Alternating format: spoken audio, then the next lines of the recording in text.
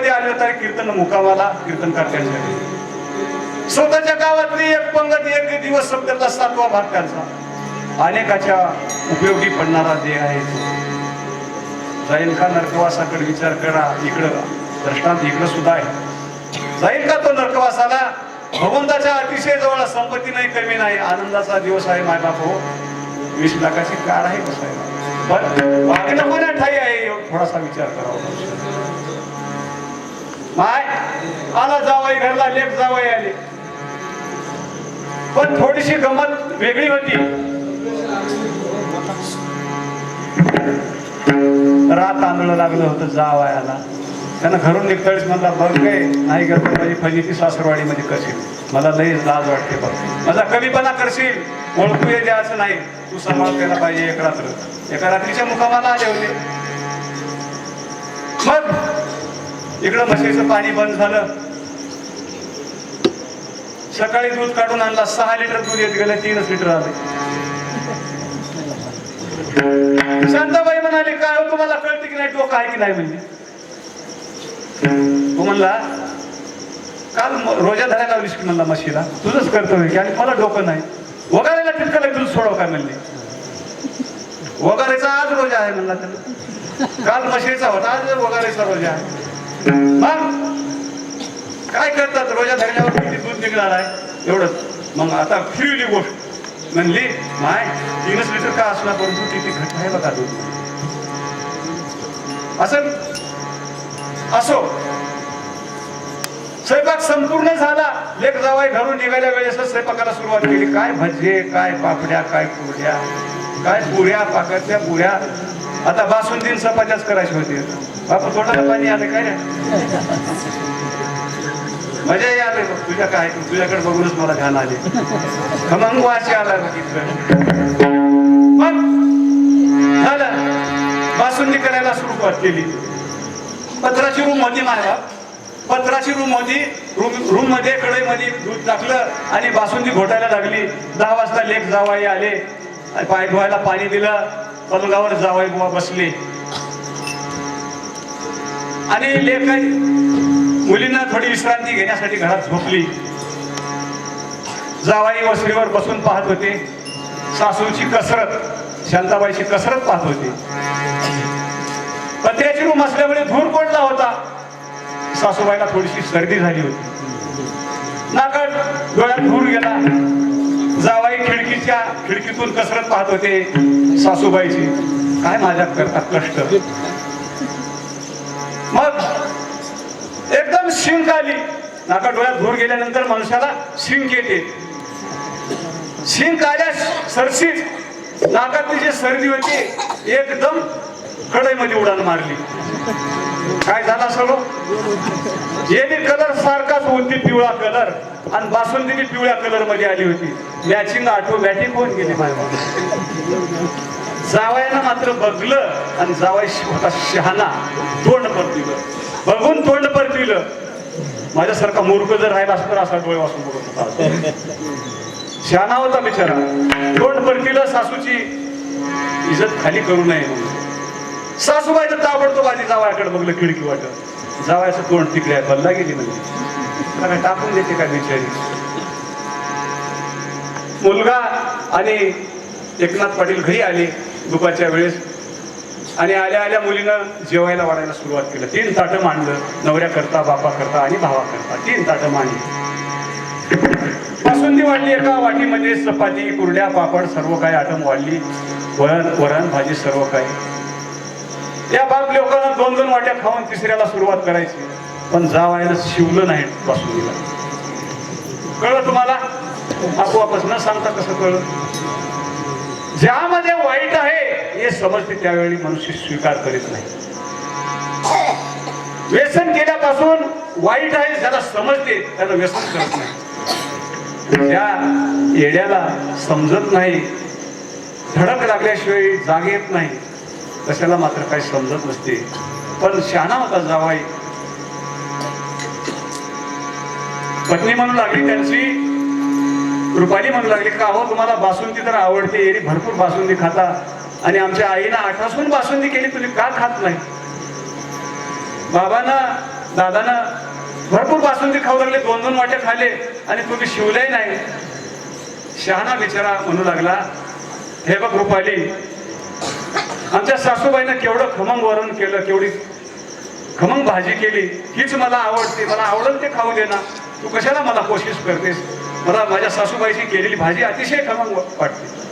संसार चालवायचे घराणे असतात, हे मोठेपणा असतो, तोच शब्द असतो, पण कोण्या दिशेला नेऊ शकतो थोडासा भान ठेवा.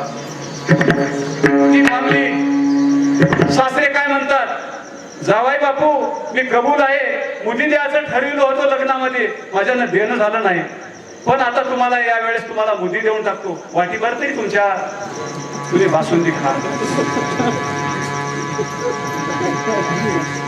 आता एवढं महाग झालंय, आता तरी खावा की नाही? हा, आता तरी खावा. मामा भाजी अतिशय सुंदर झाली, खमंग झाली, माझ्या सासूनं माझ्याकरता भाजी ठासून केली आणि मला बासुंदी काय आवडत नाही, गोडाची तेवढी आवड नाही, मी भाजी आणि चपाती हेच मला आवडू लागलेलं आहे.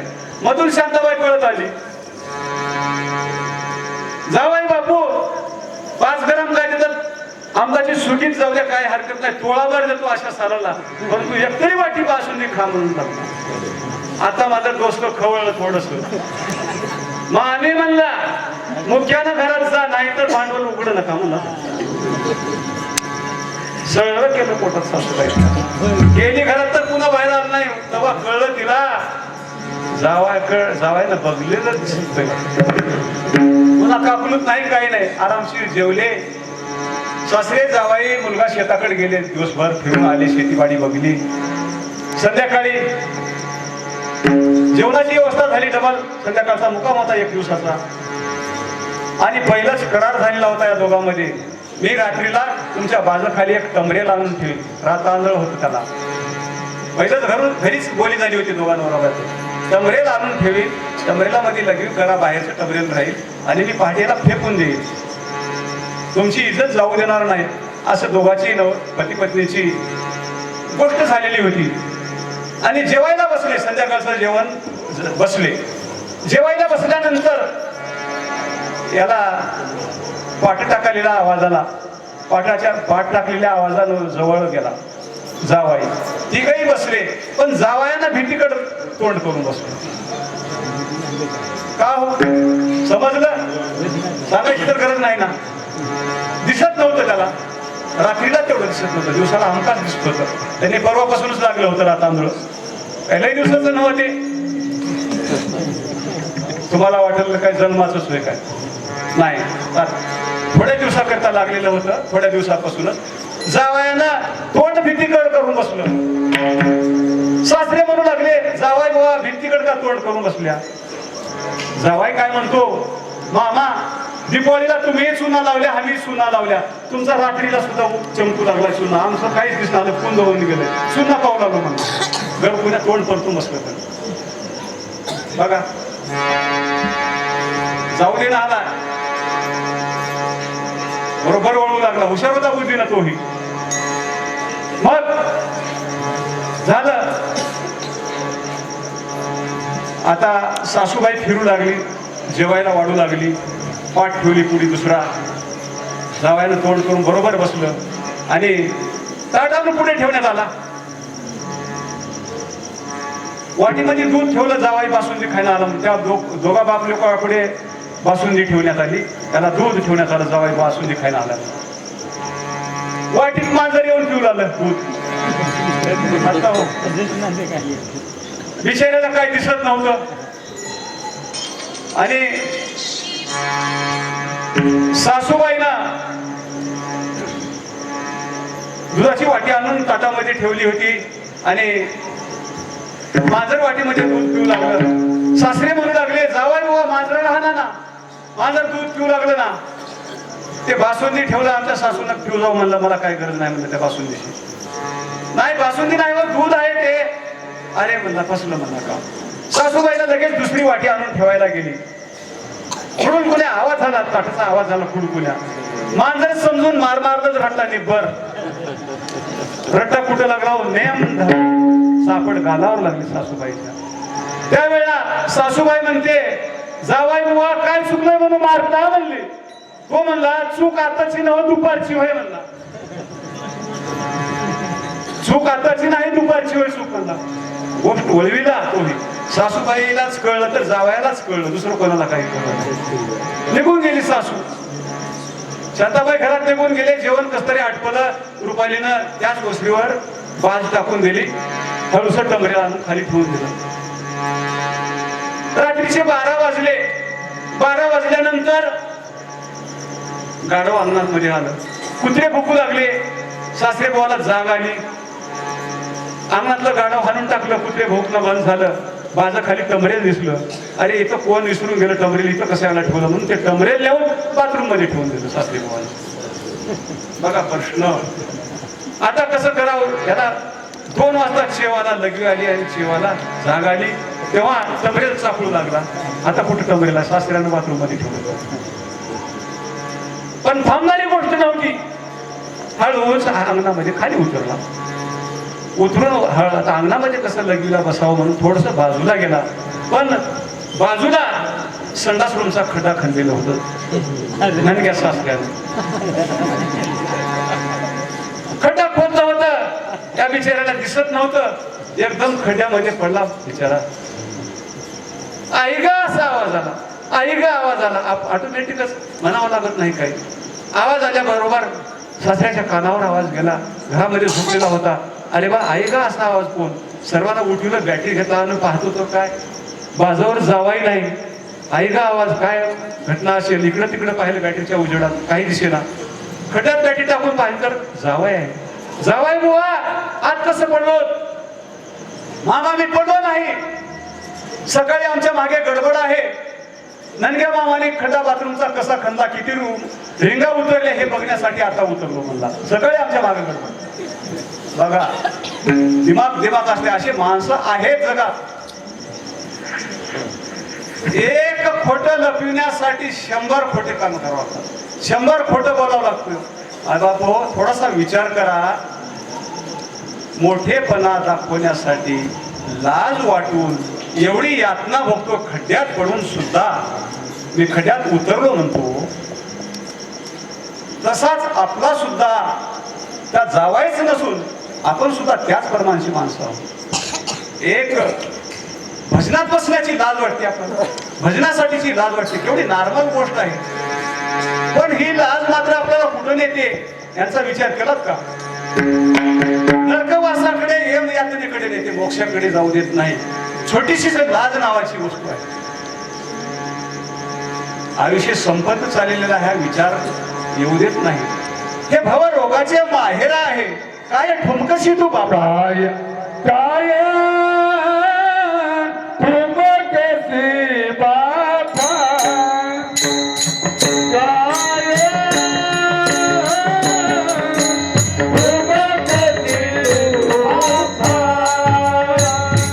काय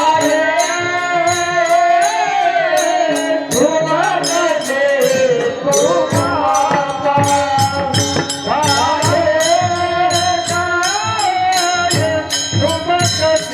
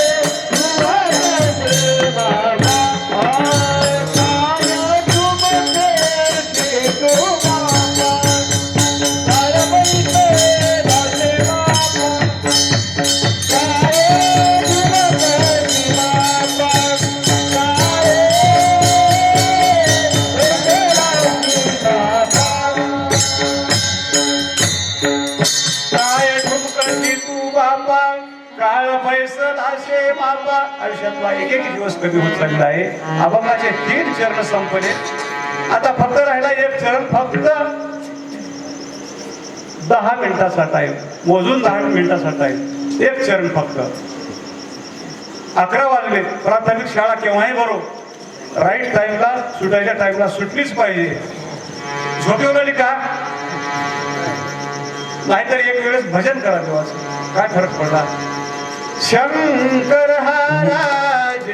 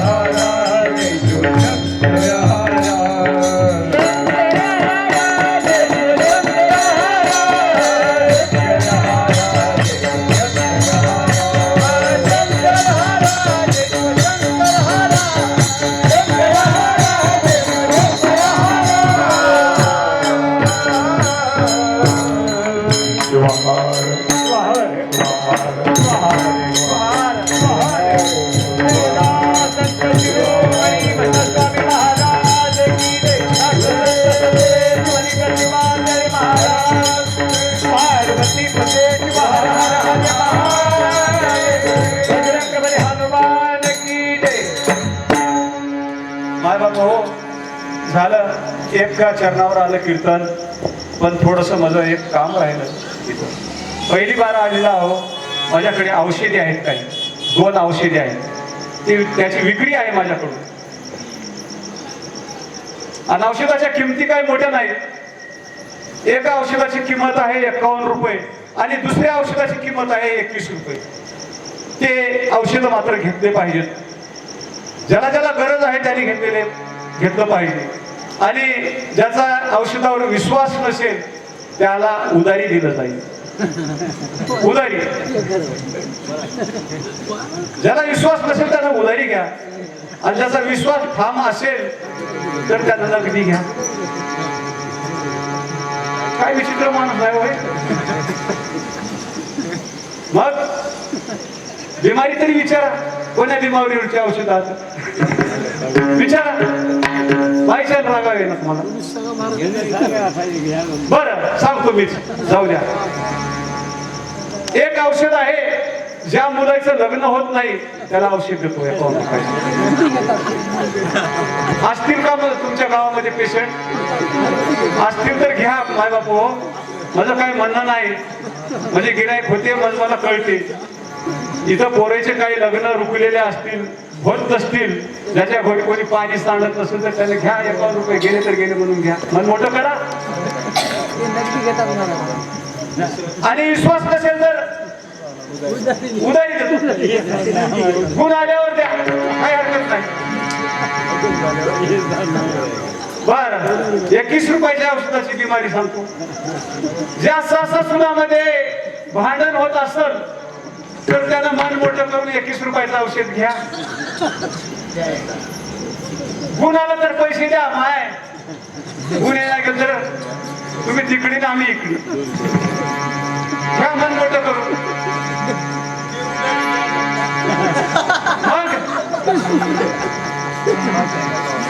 ज्या मुलाचे लग्न होत नसतील, आता सांगून टाकतो थोडक्यामध्ये, टाइम फार कमी आहे, सांगूनच टाकतो. काही नाही, 51 रुपयामध्ये एक विभूती देतो आणि एक रुद्राक्ष माळ आणि एक लिंग देतो. ज्या मुलाचं लग्न होत नसेल त्याला एवढेच दिला देतो 51 रुपयामध्ये. हे धारण करा तुम्ही.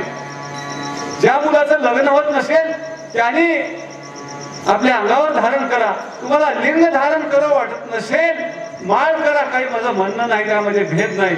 आणि हे गाव मला एवढंच आनंदाचं वाटतं, हरिहरामध्ये भेद नाही, माझ्याकडे पण नाही. मी दोन्ही कीर्तन करतो माझ्या बापू. हो, आमच्या किशन पाटील सुगावे आहेत घोगराचे मालक, त्यांच्या गावामध्ये हरिकीर्तन होतं. इथं शिवकीर्तन आहे, दोन्हीकडे चालते. हरिहरामधला जो भेद काढतो त्यांचा मी फार तिरस्कारी आहे. त्या शिव थोर विष्णू थोर ऐसे भांडे भांडवणार आम्ही ना लागू त्यांच्या छंदा व्यर्थ कोण करेली निंदा निंदा करण्याचं कार्यासाठी आम्ही जगवलो नाही. मायबाप हो, लिंग धारण करा किंवा रुद्राक्ष तुळशी माळ धारण करा माझं म्हणणं नाही. हरिहर एक आहे, मला एवढंच सांगायचं आहे. कोणतंही घ्या, पण नक्कीच तुम्हाला पुढचा विषय सांगतो. ज्याने लिंग घातलं असेल, आचरण शुद्ध वागत असेल, मांसाहारापासून त्याचं पथ्य म्हणलं तर, मद्यप्राशन नाही केलं तर, पुढे नाही खाली, आचरणबाज मुलगा आहे ही कीर्ती तुमची ऑटोमॅटिक तुमच्या गावामध्ये पसरेल, पाहुण्या रावळ्यामध्ये पसरेल. गरीब असेल तरी चालेल, पण आचरणबाज मुलगा आहे हा नक्कीच ठरल्या जाईल. कोणी तुमचा विषय काढतात त्या मुलाला काय बघायचं आहे हो, आचरणबाज मुलगा आहे म्हणल्याबरोबर तुमची सोयरी नाही कोणाची झाली तर इमानदार मी सोयरी काढतो, आचरणात मात्र वागा. हेच औषध आहे मायबाप हो, हेच औषध आहे, दुसरं कोणतंच औषध नाही. रुद्राक्षाची तुळशी माळ धारण करा. माळकरी मुलगा आहे म्हणून तुमच्या कपाळावर बुका लावा, बुका लावायचं नसेल भस्म लावा. आचरणबाज मुलगा सिद्ध तुमच्या गावानं ठरवलं जातं आणि सोयऱ्या रावळ्यामध्ये तुमची बातमी पसरली जाते मुलगा आचरणबाज आहे म्हणून. 100% तुमची सोयरीक झाल्याशिवाय राहणार नाही. आणि त्याच्या वडिलाला आईला सुद्धा विनंती करतो, तुम्ही सुद्धा आचरणामध्ये वागा. भगवान तुमचं काहीच काम रुकू देणार नाही. शाश्वतीने या गादीवर उभा राहून सांगतो माझे बाप हो. माझे पण 51 रुपये नाही दिले तरी चालेल, फुकीरा नाही. भगवंतानं 1000 हातानं भगवंतानं मला सहाय्य केलेलं आहे. भगवंताचा अतिशय ऋणी आहे. माय हो, तुमचं औषध सांगतो माय. सून जर भांडायला आली तर तुम्ही एकच करा, मी 21 रुपयामध्ये 2 सुपाऱ्या देतो भरड्या, दुसरं काही नाही. 2 भरड्या सुपाऱ्या देतो. एक सून भांडायला येऊ लागली, एक दाढामध्ये ठेवा सुपारी आणि दुसरी समोरच्या दातामध्ये ठेवा. भांडायला सुरुवात केली की पकड जोरात दाबून धरा. तिचं जर तोंड बंद नाही झालं तर या महाराजाला वाटण ते बोला, माफ आहे तुम्हाला. ऑटोमॅटिक समोरचीचं तोंड नक्कीच बंद होईल, तुमचं भांडण आपोआप बंद होईल. भांडण किती वेळ? 5 मिनिटं ते 10 मिनिटं गुण यायला लागेल फक्त. 10 मिनिटाच्या पुढे बोलणार नाही. आपल्याच तोंडात थोडस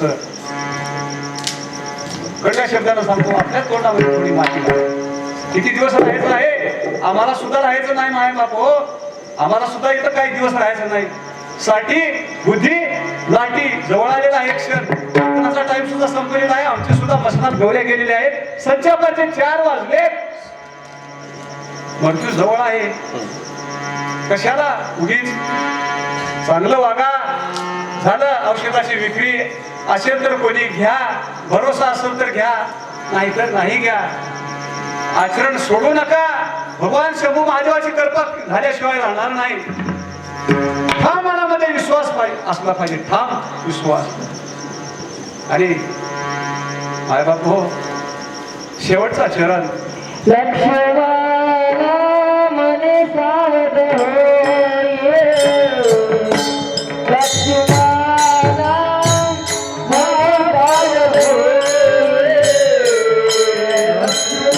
लक्ष्मणा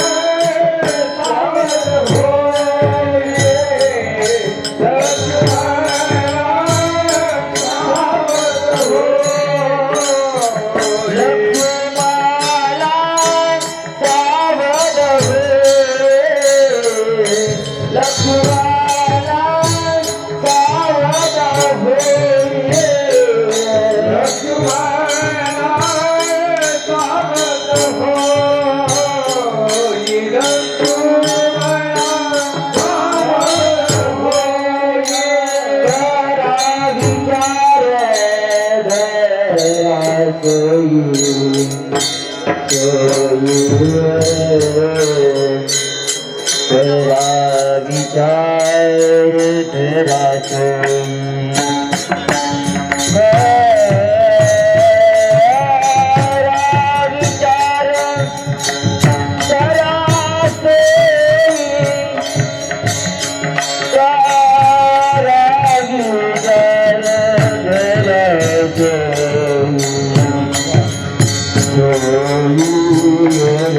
ये ग जाऊ